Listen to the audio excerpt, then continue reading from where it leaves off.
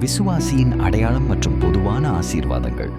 என் மனைவி கர்த்தரின் கிருபையால் நிறைந்தவர். என் மனைவி ஞானமுள்ள பெண். என் மனைவி சமாதானத்தின் பாத்திரம். என் மனைவி ஆரோக்கியமாக இருப்பாள். என் மனைவி பயம் இல்லாமல் வாழ்வாள். என் மனைவி தேவ சித்தத்தில் நடப்பாள். என் மனைவி பரிசுத்த ஆவியால் வழிநடத்தப்படுவாள். என் மனைவி குடும்பத்திற்கு ஆசீர்வாதம். என் மனைவி துக்கத்தில் விழமாட்டாள். என் மனைவி தேவ சமாதானத்தில் இருப்பாள். என் கணவர் கர்த்தரால் வலிமை பெறுவார். என் கணவர் ஞானத்தில் நடப்பார். என் கணவர் குடும்பத்தை நன்றாக நடத்துவார். என் கணவர் ஆசீர்வாதத்தின் மூலமாக இருப்பார். என் கணவர் பயப்பட மாட்டார். என் கணவர் நீதியில் நடப்பார். என் கணவர் தேவனின் பாதுகாப்பில் இருப்பார். என் கணவர் சத்தியத்தை பேசுவார். என் கணவர் வெற்றியில் நிலை நிற்பார். என் கணவர் தேவனுக்கு பிரியமானவர். என் வாழ்வில் பெருக்கம் உண்டாகும். என் கைகள் ஆசீர்வாதம் பெறும். என் கடன்கள் ரத்து செய்யப்படும்.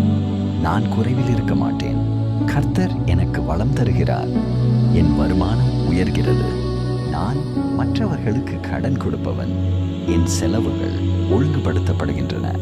என் வியாபாரம் செழிக்கிறது. என் நிதி குழப்பம் தீர்கிறது. இயேசுவின் காயங்களால் நான் குணமடைந்தேன். நோய் என் உடலில் நிலைக்காது. கர்த்தர் என் சுகமாக இருக்கிறார்.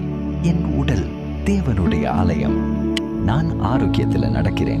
ஒவ்வொரு வலியும் நீங்குகிறது. என் இரத்தம் சுத்திகரிக்கப்படுகிறது. என் மனம் குணமடைகிறது. மரண ஆவி தோற்கடிக்கப்படுகிறது. நான் உயிரோடு இருந்து கர்த்தரை மகிமைப்படுத்துவேன்.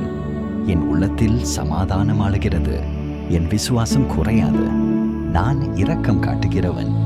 நான் மன்னிக்கின்றேன். கர்த்தர் எனக்கு இரக்கம் காட்டுகிறார். நான் கருணை உள்ளவன். என் இதயம் கடினமாகாது. நான் அன்பில் நடக்கிறேன். நான் பொறுமையுடன் இருக்கிறேன். என் வாழ்க்கையில் தேவ தயவு பெருகுகிறது.